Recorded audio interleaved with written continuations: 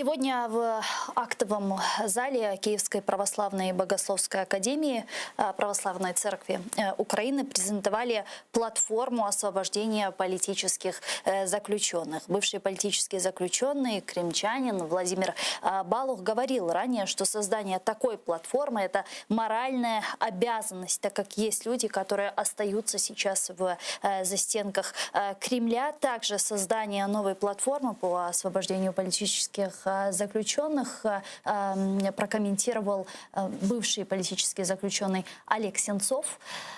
Вот его цитата. Платформа – це позапартійне об'єднання, яке створено для захисту прав і звільнення всіх, хто ув'язнений з політичних переслідувань за межами нашої країни, на окупованих територіях і всередині країни. Нашою метою є якнайшвидше відновлення справедливості стосовно кожного. Ми хочемо, щоб питання звільнення політв'язнів було постійно у фокусі суспільної уваги, стало пріоритетним як для органів української влади, так і наших друзів і партнерів за кордоном.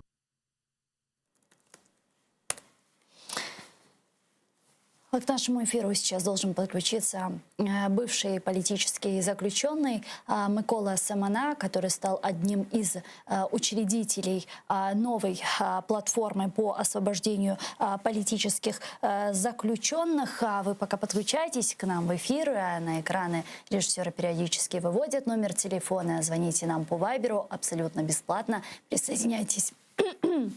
Простите, по скайпу atr.tv, это наш адрес. Ну и подписывайтесь на сайт телеканала ATR, atr.ua, это наш адрес. Сегодня ваша поддержка и помощь для нас чрезвычайно важна. И, возможно, для вас 100, 200, 50 гривен – это небольшая сумма, но сегодня в условиях, когда телеканал АТР находится в сложном финансовом положении, эта помощь для нас очень важная. Я хочу поблагодарить всех тех, кто находится с нами и поддерживает нас и морально, и материально. Чохсаулнус. Микола Семена, бывший политический заключенный, с нами сейчас на прямой связи. Пане Микола, вітаю вас.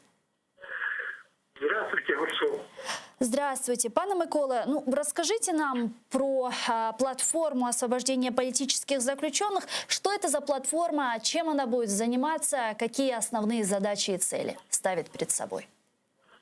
На последних встречах, тех, которые мы были и встречались, мы уже стали такими друзьями, приятелями, те люди, которые были в заключении в Крыму или в России. Мы решили, что того, что сейчас делается для освобождения наших коллег, заключенных крымчан и в Крыму, и в России, еще делается недостаточно. Поэтому мы решили улучшить, углубить и ускорить эти процессы. Для этого мы создали специальную платформу, в которой объединились практически все те, кто сейчас находится в Украине и был политическим заключенным в Крыму и в России. Это, как уже говорилось, не партийная организация. Мы находимся вне политики, и у нас нет других задач, кроме как способствования освобождению наших коллег, которые находятся в заключении. А как понять, вот вы говорите, мы находимся вне политики, это что значит? Мы же понимаем, что политические заключенные, да, это все политически мотивированные уголовный процесс. Вы понимаете, дело в том, что вы правильно говорите, но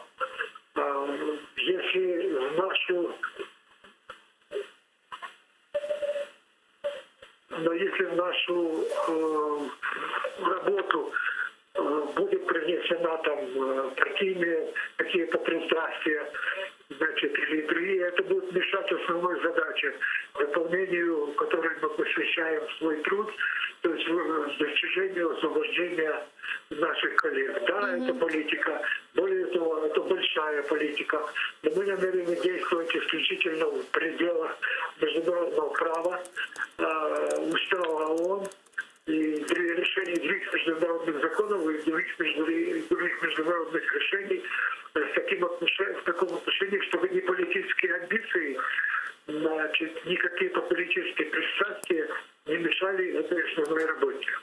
Скажите, а будет ли ваша платформа по освобождению политузников взаимодействовать с государственными органами по Крыму? Ведь у нас есть Главное управление СБУ по Крыму, Главное управление нацполиции, постоянное представительство президента в Крыму и Министерство по вопросам реинтеграции временно оккупированных территорий, которое в частности занимается предоставлением помощи, финансовой помощи политическим заключенным. Вот как будет происходить это взаимодействие? Будет ли оно происходить, осуществляться?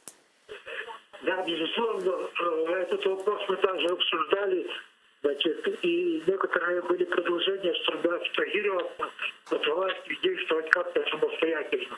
Но мы понимаем, что у нас очень ограниченный ресурс по влиянию на российские органы власти, и поэтому, естественно, мы будем сочетать наши усилия с усилиями всех государственных органов, начиная с офиса президента, и продолжая и Министерством иностранных дел, Министерством внутренних дел, нацполицией и другими органами государственными, а также как и с общественными организациями, в том числе и крымскими, украинскими и международными правозащитными организациями. И, пане Микола, я понимаю, что вы вот только сейчас создана эта платформа, возможно, вот все контуры еще не очерчены, но все же вот хотелось бы понять вот по пунктам, да, вот какую роль вы в первую очередь свою видите в рамках этой платформы, чем вы конкретно будете заниматься. И вот вы сказали, что эта платформа будет заниматься улучшением вопросов по политзаключенным. Вот что именно, вот какие главные тезисы, вот маркеры вы бы отметили? Ну, во-первых, как журналист я понимаю, что еще даже не все преступления оккупантов в Крыму по отношению к правам человека и по отношению к заключенным, еще не все даже факты обнародованы. И поэтому еще предстоит очень много людей и фактов таких разыскать и обнародовать. Это в первую очередь. Дальше во взаимодействии с органами власти, прежде всего с правоохранительными органами, мы будем устанавливать, где находятся эти люди, если Алло? Пане Микола? Сорвался, к сожалению, у нас телефонный звонок с Миколой Семеной, журналистом и бывшим политическим заключенным. Он был с нами на прямой связи по телефону, а мы попробуем еще раз его перенабрать. Я напомню, что сегодня была инициирована и представлена, презентована платформа освобождения политических заключенных. В частности, Владимир Балух говорил ранее, что создание такой платформы – это моральная обязанность, так как есть люди, которые остаются сейчас в заключении. Действительно, в последнее время мы видим очень много важных и нужных инициатив, что вот нынешняя платформа, которая создана. Далее мы еще будем говорить про представленные сегодня инициативы межфракционного депутатского объединения «Украина-603 и 7». И, в частности, конечно же, будем говорить про инициированную Зеленским крымскую платформу, которая сейчас набирает обороты. Микола Семена вернулся к нам. Пане Микола, чуєте? Да, Антон, я слышу вас. Да, у нас прервался телефонный звонок. Продолжайте, пожалуйста. Ну, я уже сказал, что нужно народовать и придавать гласности эти факты и путем гласности, путем публикаций указывать помощь им, которую мы в состоянии будем сделать, а также разрабатывать пути, возможные пути для того, чтобы освободить этих людей. Скажите, а кто входит, вот уже входит в платформу и, возможно, с какими правозащитными еще организациями и группами вы будете взаимодействовать? Входят, у нас есть 16 учредителей этой платформы.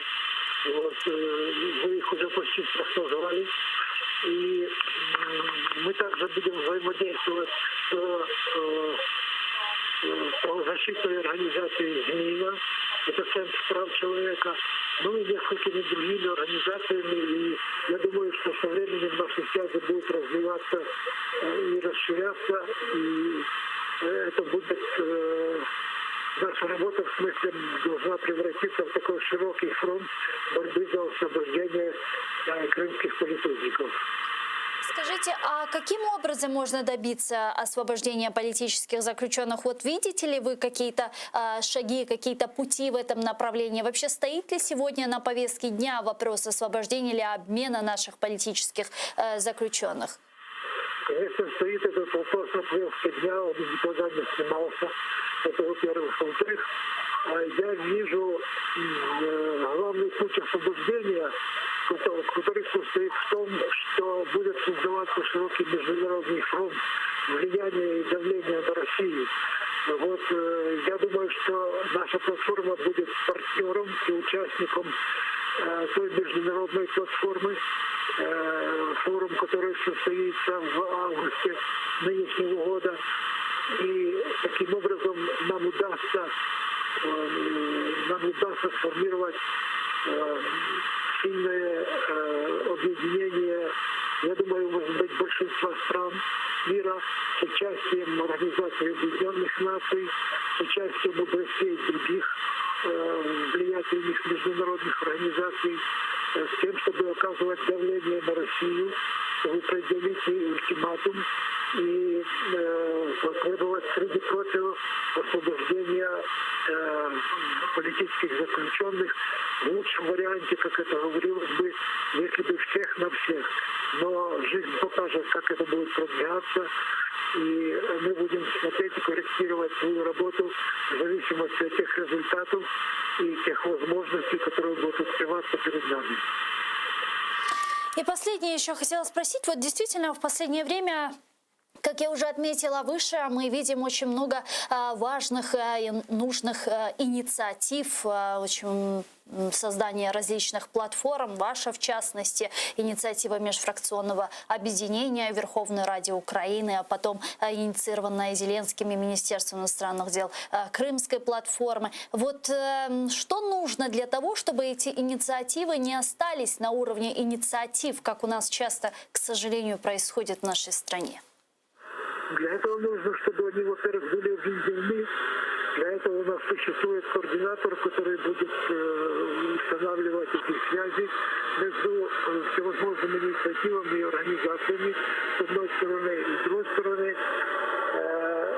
Многочисленность платформ объясняется тем, что нужно создавать со временем блокаду России для того, чтобы оказывать на нее все стороннее давление, и для освобождения заключенных, и для выхода из Донбасса, и для оккупации Крыма. Потому что других путей российские политики, как видно, не понимают и не подчиняются международному праву и своим международным обязательствам. Поэтому все аналитики видят сегодня путь к решению этой задачи исключительно в создании фронта международного давления на Россию и создании против нее таких санкций, которые будут ощутимы и которые будут настолько влиятельны, чтобы Россия не могла от них отказаться и будет вынуждена выполнить требования всей международной общественности.